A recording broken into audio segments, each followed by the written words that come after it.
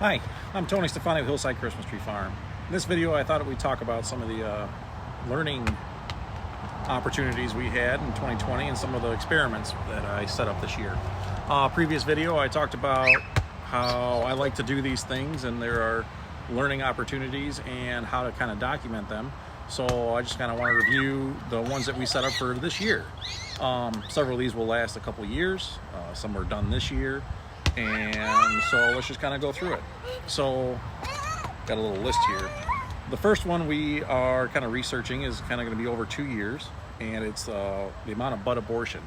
There was an above average amount of bud abortion this year that we noticed in our smaller fir trees.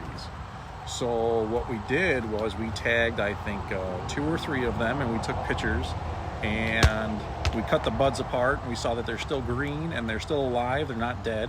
So what we want to know is that if next year, are these buds going to decide to shoot up?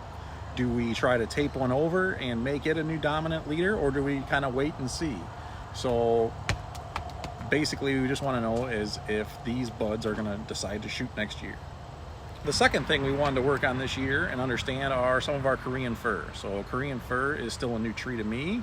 We planted our first ones, I think, in 2013, and now they're getting to be about 5-6 feet tall. But we kind of took a break from them because they do take a lot longer to grow than a balsam. So we're kind of moving them to our exotic fir area, which I kind of mentioned. And the idea of this experiment is that we want to see how the tops grow. And Korean are known for kind of throwing those curvy tops. And one of the experiments that we had was if we cut a top during while it's actively growing, is it going to form that natural bud set? And so I think in the date here, July 19th, we did exactly that. We wait until the leader was about 12 to 14 inches, and we snipped it and seeing if maybe the rest of the year we'll decide to grow a new natural crown. So that was the experiment, is that if we cut it while it's actively growing, will it form a natural crown? And I'll post a video with the results. Our third experiment is another long leader. So there was a balsam I came across while pruning, and it had a 26-inch leader.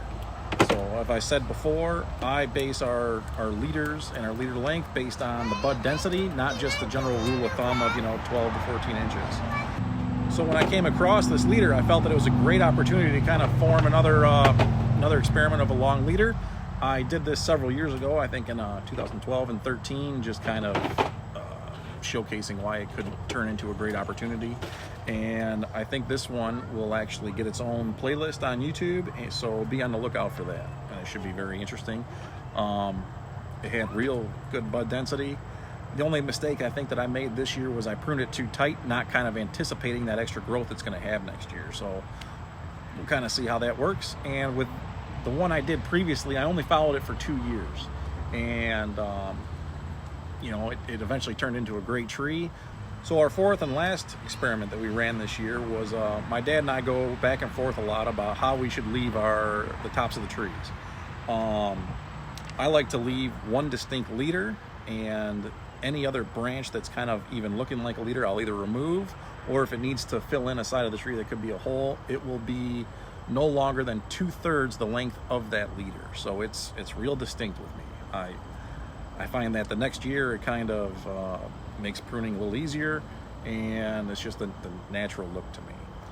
Where my dad will leave more of a cluster in the top, and I think it kind of sprouts and creates a little more problems. So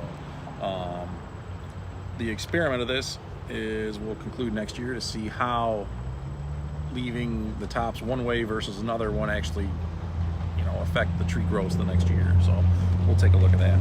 So those are the 4 experiments that we're kind of slated to learn about for 2020.